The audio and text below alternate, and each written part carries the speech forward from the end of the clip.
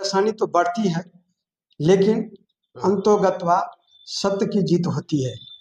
इसी कारण से हमारे जो विरोधी हैं, उनको ऐसा लगता था कि किसी केस मुकदमा में फंसा देंगे तो इनका जो है सो नस्तो नाबूद हो जाएगा।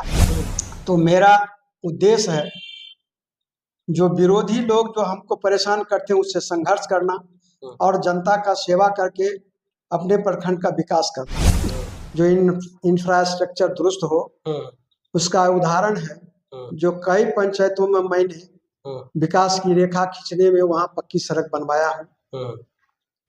उस बचे हुए समय में जो भी समस्या है उसको दूर करने में आप कामयाब होइएगा।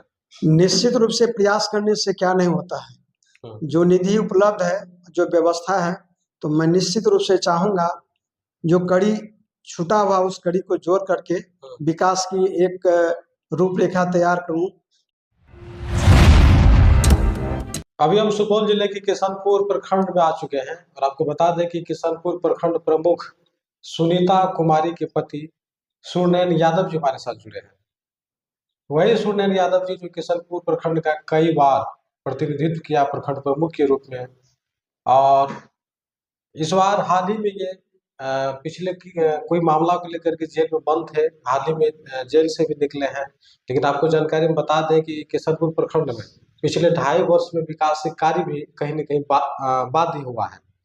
उसी पर हम बात करेंगे कि आखिर 5 बार लगातार किशनपुर प्रखंड प्रमुख के रूप में सेवा देना ये कितनी बड़ी बात रही, लेकिन उनके बावजूद भी आखिर क्या कारण था कि इनके ऊपर कई मामले दर्ज हुए और जेल तक जाना पड़ा।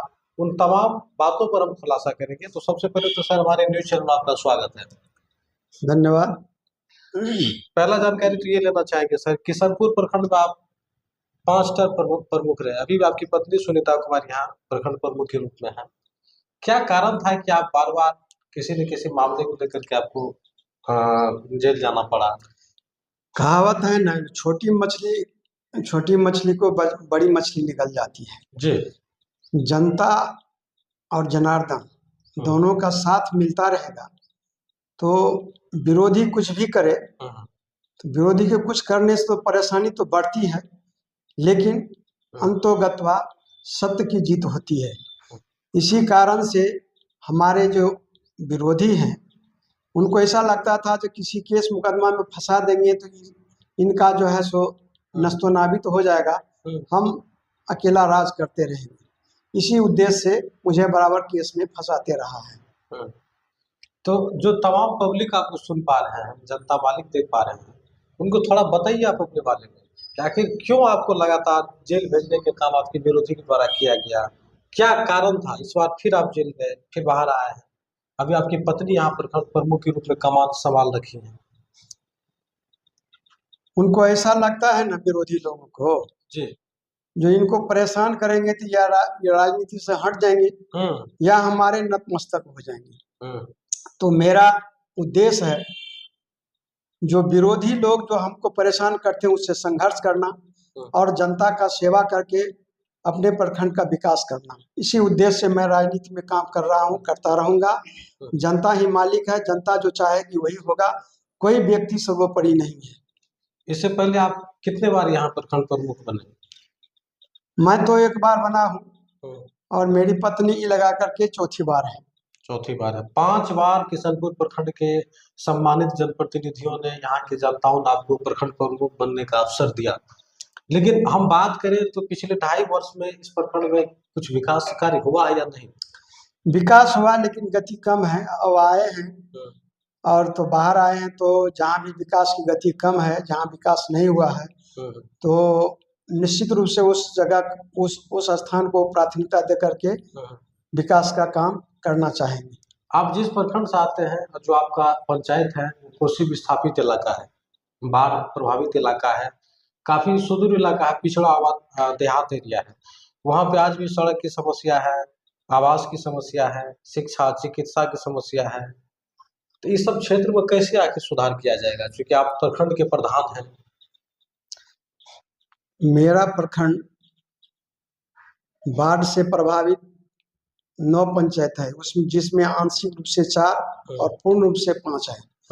मैं अथक प्रयास किया हूँ जो इंफ्रास्ट्रक्चर दुरुस्त हो, उसका उदाहरण है।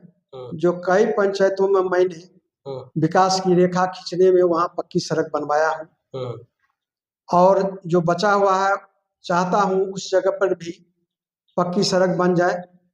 और शिक्षा की जहाँ तक बात है, तो मैं कई विद्यालयों के जब अपने कार्यकाल में रहा हूँ, तो प्राथमिक विद्यालय को उत्क्रमित करके मध्य विद्यालय बनाया हूँ। जो गरीब गुरबा के बच्चा बाहर नहीं जा सकता है, वहाँ आकर के पढ़े, और वैसा देखने को मिल रहा है। आप बहुत दिन बाद जेल से बाहर आए हैं, जनता के बीच गए, उनसे मिले? मैं बराबर जनता के बीच में अभी हूँ, जनसंपर्क कर रहा हूँ, लोगों को प्यार मिल रहा है। लोग हमारे लिए बहुत ही चिंतित थे, और उनकी चिंता से, उनकी व्यथा से ही, प्रयास से मैं आज उभर पाया हूँ। एक आखिरी सवाल कर लेते हैं सर। हम कई पंचायत में जाते हैं तो वहाँ अनेक तरह की समस्या हम लोग नजर में देखा जाता है। आपके भी पंचायत में, प्रखंड में विभिन्न समस्याएं हैं, तो क्या इस मीडिया के माध्यम से आप जनता को आश्वस्त करवाइएगा कि आपके पास जो शेष समय है 2 से 2.5 साल, उस बचे हुए समय में जो भी समस्या है उसको दूर करने में आप कामयाब होइएगा? निश्चित रूप से प्रयास करने से क्या नहीं होता है। जो निधि उपलब्ध है, जो व्यवस्था है, तो मैं निश्चित रूप से चाहूँगा जो कड़ी छूटा हुआ उस कड़ी को जोड़ करके विकास की एक रूपरेखा तैयार करूं, जो ऐसा लगे लोगों को जो मैं आया हूं तो कुछ कर पाया हूं। तो देखिए, आज हमारे अनोखा एक्सपीरियंस न्यूज में खास मेहमान के तौर पे किशनपुर प्रखंड प्रमुख सुनीता कुमारी के पति सूर्यनयन यादव जी थे, जो यहाँ के अनुभवी समाज सेवी हैं। लोगों में इसकी लोकप्रियता है, हालांकि लंबे समय तक ये जेल में भी रहे हैं और लगातार 5 टर्म से प्रमुख किशनपुर प्रखंड के रूप में बनते आ रहे हैं। और इनसे हमने वो तमाम सवाल किया और जानने का प्रयास किया कि किशनपुर प्रखंड में जो 2.5 साल का विकास कार्य था, जो गति उनको मिलनी चाहिए, उसमें काफी कमी आई। उन विषयों पे इन्होंने खुलासा किया कि जो भी यहाँ पे समस्याएं हैं उनको निश्चित रूप से दूर करने के लिए हम लोग कार्य कर रहे हैं। और बचे हुए जो शेष समय है उसमें इनका कहना है, इनका दावा है कि उस बचे हुए शेष समय में हम प्रयास करेंगे कि वहाँ पे जो भी अन्य समस्या है उनसे जनता को मुक्त करें।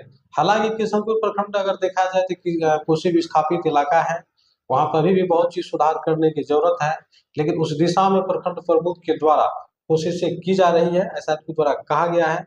तो फिलहाल प्रखंड प्रमुख के पति सूर्यनयन यादव जी की बातों से आप लोग कितना सहमत है, अपनी राय दीजिएगा और देखते रहे अनोखा एक्सप्रेस न्यूज। धन्यवाद।